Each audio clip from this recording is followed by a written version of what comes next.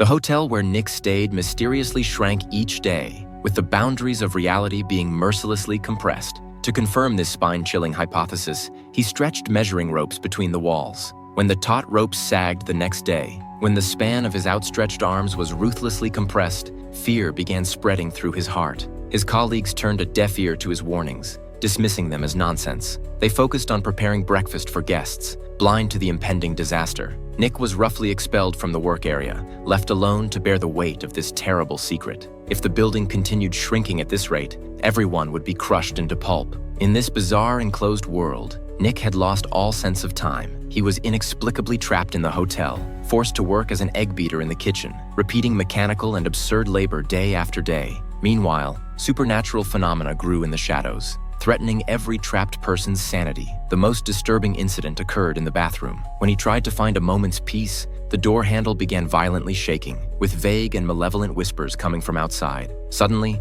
several pale giant hands reached through the door crack, attempting to drag him into an unknown abyss. Nick frantically denied being any kind of liberator, and only then did these monstrous hands slowly retreat into darkness. As the space continued contracting, furniture was forced into hallways, and people's living conditions became extremely cramped. Nick drew maps of the hotel searching for exits, but discovered an even more horrifying truth behind the walls. After tearing away the wallpaper, tentacle-like organic matter writhed, as if the entire building were the internal organs of some gigantic life form. When he touched these grotesque tissues, agonized screams emanated from deep within the walls, and the entire hotel began convulsing violently. Desperate crowds began flooding into his room seeking shelter, but these refugees not only showed no gratitude for his hospitality, they greedily consumed his supplies. When Nick tried to drive them out, they repaid kindness with enmity, hurling objects at him from opposite windows. He could only seal the windows, completely isolating himself in this cramped space. When hope for survival nearly shattered,